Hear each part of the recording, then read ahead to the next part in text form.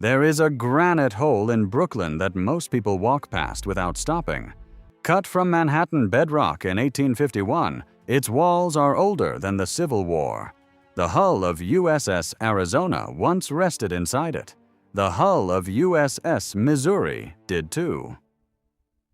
One now lies on the bottom of Pearl Harbor, with over 1,000 men still entombed inside. The other hosted Japan's formal surrender. 70,000 workers ran this yard around the clock. A Defense Department memo closed it in 1966. The dock is still there. Nobody ever fully explained what it cost to leave it empty. The dock sits inside what is now a 300-acre industrial campus at the edge of the East River. A National Historic Landmark sign marks the rim. Film crew trucks park near its edge. Food companies run deliveries through its converted gates. Most visitors walking the campus today have no idea what that granite chamber once held, or what it cost to stop holding it. It started in 1801, with a threat the young republic had no good answer for. President John Adams authorized the purchase of the land at Wallabout Bay, not because someone asked nicely. The young republic was being humiliated. Barbary pirates were seizing American ships in the Mediterranean. The Royal Navy was treating American vessels with open contempt. And a nation that could not build or repair its own warships was not a nation in any naval sense. Wallabout Bay was protected from open Atlantic weather. The East River Channel ran deep enough for capital ships. New York was already the most powerful commercial port in North America, and its ironworks, rope mills, and industrial labor sat right outside the fence. The geography was not an accident. It was a calculation.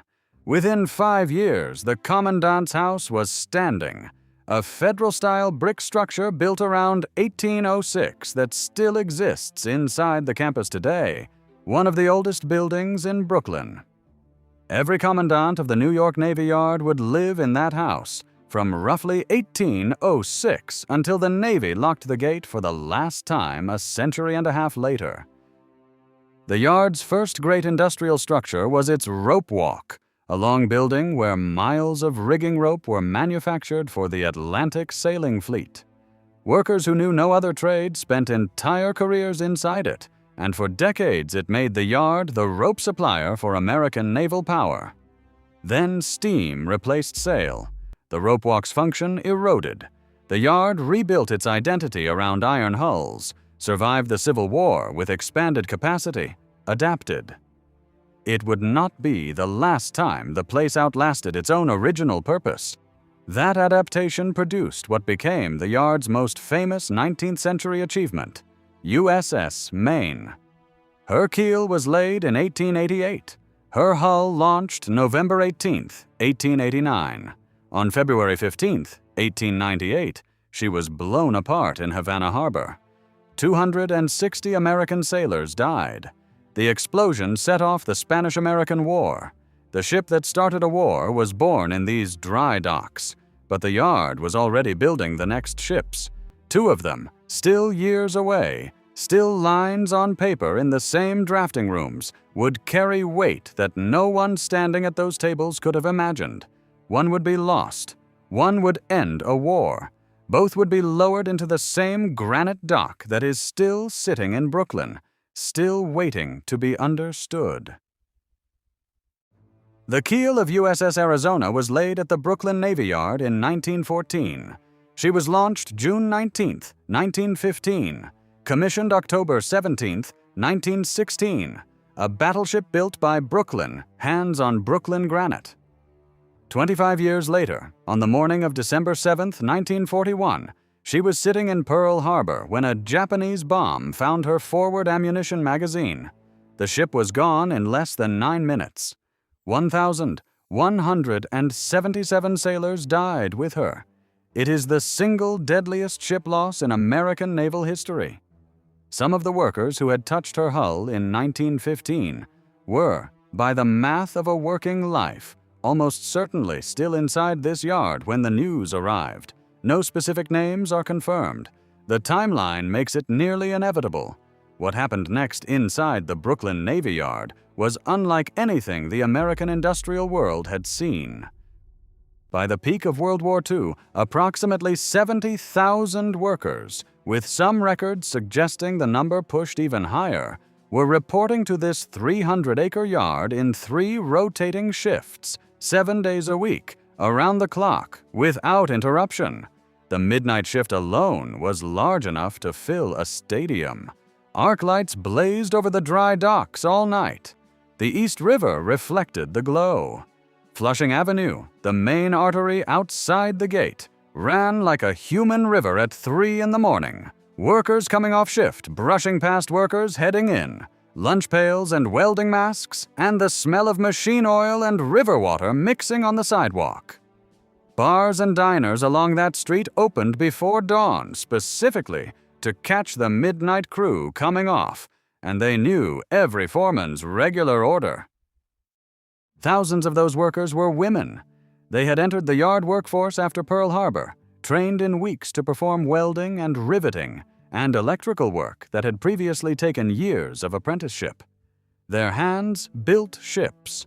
The Library of Congress photographs from those years show them in welding masks, working alongside men who sometimes had twice their experience, keeping up with a production pace that the Navy demanded and that the war would not let slow down. When the war ended and the veterans came home, most of those women were pushed back out of their jobs. The same economic logic that had drafted them into wartime production quietly discharged them from it. The yard would eventually use that same logic on everyone. On January 6, 1941, 11 months before Pearl Harbor, the keel of USS Missouri was laid inside the same yard. She was launched January 29, 1944, commissioned June 11, 1944. 15 months later, on September 2, 1945, Japan signed the Instrument of Surrender on her deck in Tokyo Bay. The war that started when a Brooklyn-built battleship sank at Pearl Harbor ended when a Brooklyn-built battleship accepted the enemy's surrender in the Pacific. The workers who built Missouri had spent 4 years inside a yard that was mourning the Arizona. That is not a metaphor. That is the production record. Inside the gates, the yard had its own hospital, its own chapel, its own police and fire departments. Workers married in that chapel. Children were baptized there. Ship launching ceremonies brought Brooklyn crowds to the waterfront. Civic events built around industrial war. The yard had not merely employed a city, it had become one. The war ended. Most people inside those gates assumed the yard would last forever. That assumption was the most dangerous thing the place had ever produced. By the time Secretary of Defense Robert McNamara announced the closure of the Brooklyn Navy Yard in 1964, approximately 9,000 workers remained inside the gates. Not 70,000, 9,000. The yard had already lost more than 85% of its workforce without a single enemy action, without a storm, without an explosion. The peacetime drawdown had been happening so quietly for so long that McNamara's announcement felt sudden to the people who received it and was, by the numbers, almost a formality. His logic was not theatrical. It was a spreadsheet. Newport News Shipbuilding in Virginia and Ingalls Shipbuilding in Pascagoula, Mississippi, had newer facilities, room to expand, and lower labor costs per ship. Brooklyn had a 300-acre yard locked inside one of the most expensive cities in America, aging infrastructure, and a union workforce whose wages reflected the same industrial power that had once made the yard unstoppable. McNamara was not wrong about the math. Being right cost 9,000 people their jobs and ended 163 years of American naval production in a single announcement. This was not a base realignment and closure commission decision. BRAC would not exist until 1988. There was no independent commission, no required community impact review, no formal congressional override process. The Secretary of Defense made a cost determination, and that was the end. Senator Robert Kennedy and Senator Jacob Javits, Democrat and Republican, an unusual alliance, publicly opposed the closure. They argued the economic damage to Brooklyn, the strategic value of a major East Coast repair facility, the weight of the yard's history. They lost. The most politically famous American family of the 20th century could not defeat a defense budget line.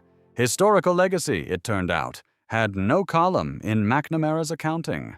The gate on Flushing Avenue went quiet. The bars and diners that had survived on the yard's payroll began closing. The surrounding neighborhoods, Williamsburg, Fort Greene, Bed-Stuy, lost the industrial spine that had held them together. New York City inherited 300 acres and more than 40 historic buildings, along with something McNamara's memo had not addressed: 165 years of asbestos, petroleum products, PCBS, and industrial solvents in the ground beneath it all. The Navy had left. The chemistry stayed. The city eventually built something new on the site. The Brooklyn Navy Yard Development Corporation now manages a campus of more than 400 businesses.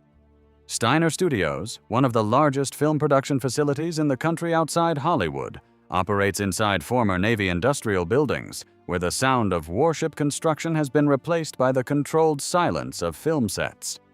Buildings and once a naval warehouse now contains a food hall, a rooftop farm, and artisan manufacturers.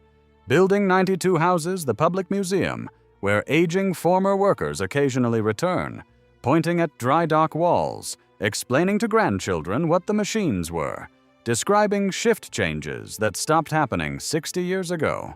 Approximately 10,000 people work the campus today, almost exactly the number who were left when McNamara closed it.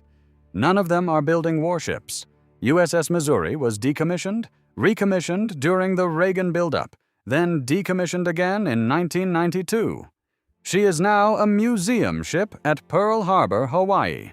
USS Arizona lies on the harbor bottom 6 miles away, a designated war grave visited by more than 1 million people a year.